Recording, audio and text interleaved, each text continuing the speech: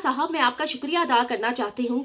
आपने गुज़श्ता 1 साल से काशाना स्कैंडल के बारे में लम्हा ब लम्हा आवाम को आगाह रखा और मुझे मौका दिया अपना मौक़िफ़ बयान करने के लिए। जहाँ तक बात आजकल मेरे बदतरीन हालात की है, तो मैं 12 जुलाई 2019 से ही ज़ेर-ए-ताब हूँ, इस माफ़िया को भुगत रही हूँ, जब मैंने काशाना की यतीम और लवारिस बच्चियों को से बचाने के लिए अपनी आवाज़ उठाई। ना सिर्फ मैं, बल्कि इन यतीमों और लवारिस बच्चियों को भी इंतकामी कार्रवाइयों का निशाना बनाया गया, उनका खाना पीना बंद कर दिया गया। और जब मैं काशाना स्कैंडल और कायनात कत्ल पर खामोश ना हुई, तो मुझ पर जानलेवा हमलों का सिलसिला शुरू करवाया गया।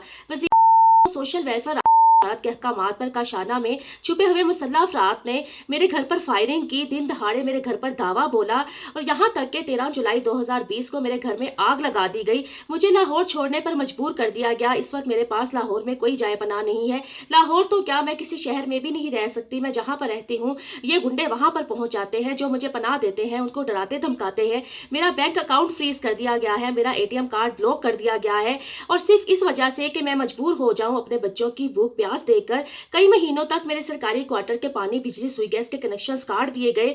महीनों मेरे बच्चे पानी और सुई गैस के बगैर रहे और शदीद गर्मी में मेरे बच्चों को बिजली के बगैर रखा गया, ताकि मैं काशाना की यतीम बच्चों की इज्जतों पर सौदा कर लूं, मैं कायनात के कत्ल पर सौदा कर लूं। मुझे ऑफर्स दी गई प्रमोशन की, डेपुटेशन की, और जब मैं किसी किस्म के लालच में ना आई तो खुद ही मेरा राजा बशारत के अहकामात पर सेक्रेटरी जाहिद सलीम गोंदल ने मेरा पोस्टिंग ऑर्डर निकाल दिया, जो कि गैर कानूनी है। और मुझे कहा गया कि मैं घर बैठकर तनख्वाह लूं। यहाँ पर ना तो मेरी जॉब का मसला है और ना ही मेरी नौकरी की कोई अहमियत है। यहाँ पर मामला इन यतीमों लवारिस बच्चियों की इज्जतों का है, जानों का है, और इन बच्चियों की आवाज़ को अवाम तक पहुँचाने का है, मीडिया तक पहुँचाने का है। अगर मैं ये आवाज़ अवाम तक ना पहुँचाती, इस मामले को पूरी दुनिया के सामने ना लेकर आती, तो ये जिंदगी का खेल काशाना में ऐसे ही जारी सारी रहता। और ना सिर्फ काशाना, ऐसे जितने भी दूसरे सरकारी फलाही अदारे हैं बच्चों के, बच्चियों के, जहां पर ये मकरू कारोबार खेला जाता है, वहां पर बड़े बड़े ताले लगाकर इन अदारों को मीडिया के लिए, आवाम के लिए बंद कर दिया जाता है। हत्ता कि पुलिस तक इन अदारों में नहीं जा सकती। मैंने बतौर सुप्रिंटेंडेंट इस अदारे में देखा, यहाँ पर जो बच्चियों को के लिए इस्तेमाल किया जाता था, कर बनाया जाता था। ये माफिया इतना ताकतवर है, ये माफिया इतना स्ट्रांग है कि अब तक ये काबिल गिरफ्त नहीं आ सका।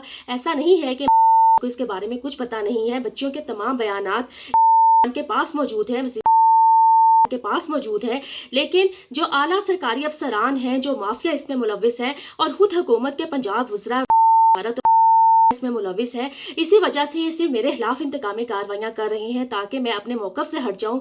मैं इन 3 बच्चियों के लिए आवाज़ उठाने पर से हट जाऊँ और खामोश हो जाऊँ, कायनात के कत्ल पर खामोश हो जाऊँ। आज तक जितनी भी तहकीकाती रिपोर्ट्स लाई गई हैं की तरफ से, हुकूमती और रियासती, उसमें साबित हो चुका है कि कायनात का कत्ल करवाया, और ये सिर्फ खामोश है कि इसकी का मकरू चेहरा आवाम के सामने बेनकाब ना हो जाए, और सिर्फ मुझे मजबूर किया जा रहा है। मैं अपनी जान बचाती फिर रही हूँ, मैं अपने बच्चों की जानें बचाती फिर रही हूँ।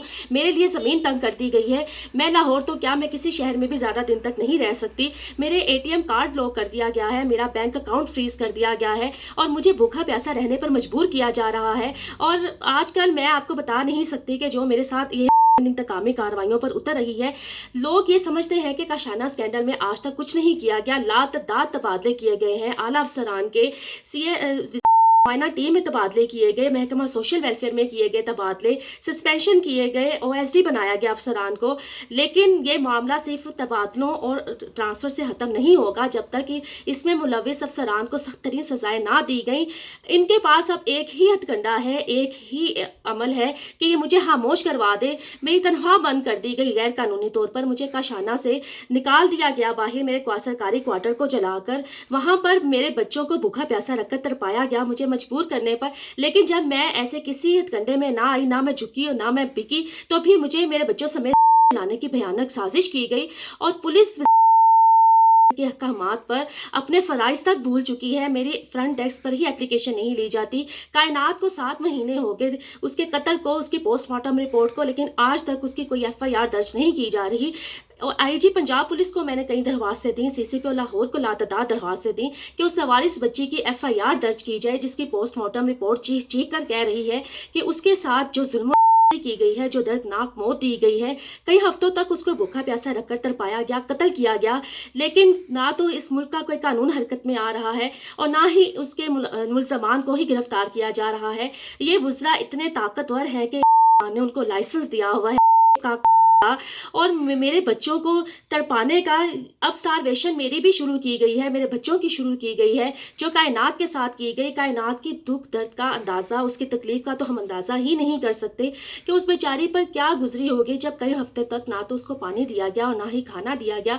उसकी पोस्टमार्टम रिपोर्ट में ये बात साबित हो चुकी है कि उसको भूखा प्यासा रखकर तड़पा कर किया गया। वो बिल्कुल सेहतमंद लड़की थी, उसके तमाम ऑर्गन्स हेल्थी थे, सिर्फ उसकी भूख और प्यास वजह थी उसके कत्ल की। चाइल्ड प्रोटेक्शन ब्यूरो और बागबानपुरा पुलिस ने के अहकामात पर कायनात को कत्ल करवाया। यही वजह है कि आज तक पुलिस उसके कत्ल की कोई एफआईआर दर्ज नहीं कर रही। काशाना स्कैंडल और कायनात के तहकीकात से इन अदारों का मकरू चेहरा आवाम के सामने भयानक चेहरा बेनकाब होगा। ये अदारे जो रियासती सरपरस्ती में, जो हुकूमती सरपरस्ती में बनाए जाते हैं, इनमें इन मसलूमों के साथ, इन यतीमों मस्कीनों के साथ जो की जाती हैं, जो सजद किया जाता है, उनको के लिए इस्तेमाल किया जाता है, के लिए इस्तेमाल किया जाता है।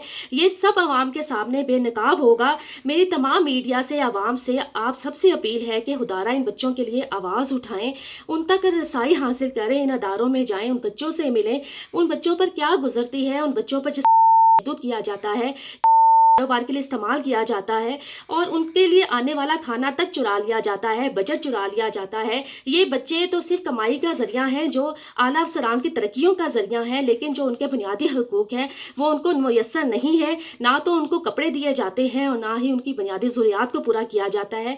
खुदारा इन बच्चों के तक पहुँचे। ये बच्चे हमारे बच्चों की तरह, आम बच्चों की तरह ही बच्चे हैं, जिनको तमाम ज़रूरियात उनको चाहिए। आवाम से मेरी अपील है, इन अदारों में जाएँ, बच्चों से मिलें। मीडिया से अपील है, वकला हजरात से अपील है, एनजीओ से अपील है कि इन बच्चों तक रसाई हासिल करें।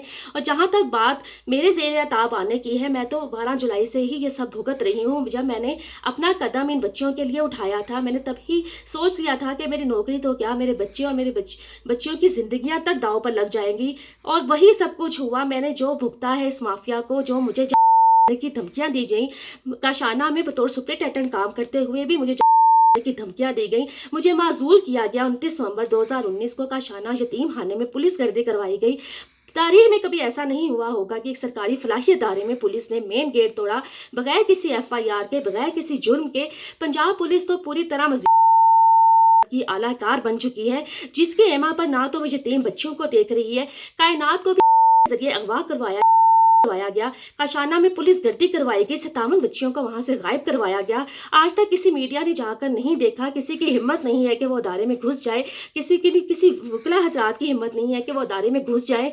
ऐसे सख्त कवानीन ऐसे अदारों में बना दिए गए हैं, बड़े बड़े ताले लगा दिए गए हैं, किसी की हिम्मत नहीं है जाके अदारे में यतीम बच्चियों के बारे में सवाल कर सके। क्या वजह है कि ऐसे अदारों को बंद कर दिया जाता है आवाम के लिए, मीडिया के लिए?